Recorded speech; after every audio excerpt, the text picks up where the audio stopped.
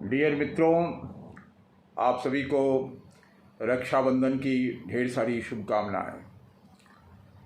तो know your religion में अपने धर्म को जानिए में हम थोड़ा रक्षाबंधन के बारे में अपने हिंदू भाइयों को बताना चाहते हैं। ये रक्षाबंधन जो त्यौहार है बहुत ही पुराना है। ये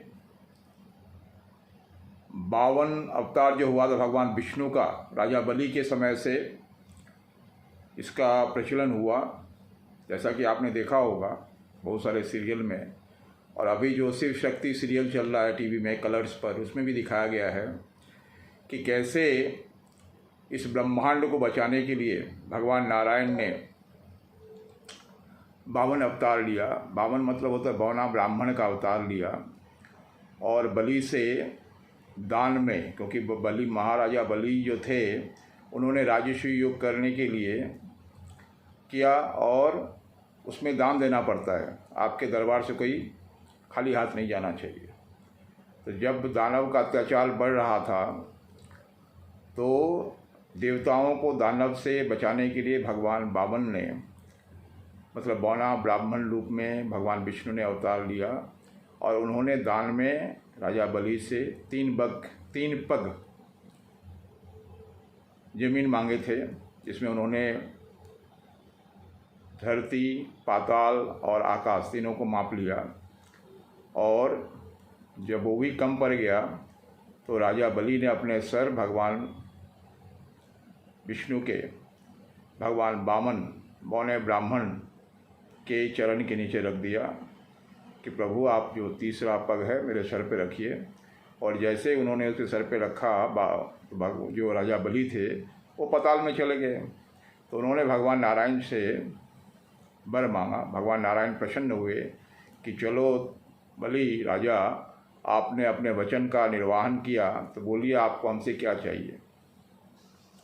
तो राजा बलि ने बोला कि मुझे देवताओं से आप हमारी रक्षा करेंगे। तो भगवान विष्णु ने तथास्तु बोल के बोला ठीक है, और तब से भगवान विष्णु राजा बलि की पाताल में उनकी रक्षा करते हैं। तो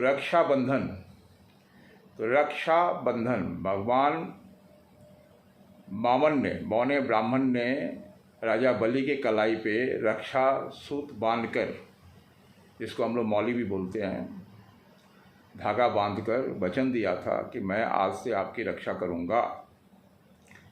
और इसका मंत्र भी है रक्षाबंधन का, जेन बंधु बलि राजा दानवेंद्र महाबल तेन त्वान प्रतिबदनामी रक्षे माचल माचल। और जब ब्राह्मण अपने जजमान को ये रक्षा सूत बांधते हैं तो ये मंत्र पढ़ते हैं कि जिस तरह से भगवान विष्णु ने 52 ब्राह्मण के रूप में राजा बलि को धागा बांधा और उनको रक्षा करने का वचन दिए, उसी तरह ये धागा आपको रक्षा करेगा। तो तब से ये रक्षाबंधन त्यौहार चल रहा है।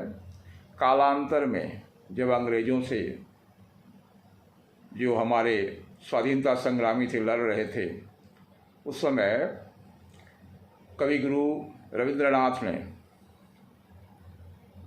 एक प्रचलन किया कि इस दिन जितनी भी लड़कियां हैं, औरतें हैं, वे अपने भाई के कलाई पर बांधेंगी और उनके प्राण की रक्षा के लिए ईश्वर से प्रार्थना करेगी कि उनके भाइयों के प्राणों की रक्षा हो, और अंग्रेज़ों के विरुद्ध जो लड़ाई चल रहा है आज़ादी का, उसमें वो विजयी हों।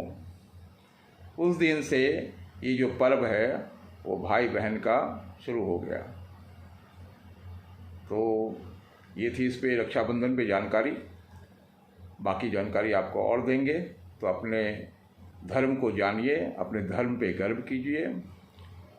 और जैसा मैं बोलता हूँ कि Hinduism is the mother of all religions in this universe, और ये वैज्ञानिक तथ्यों पे आधारित है। धन्यवाद, थैंक यू।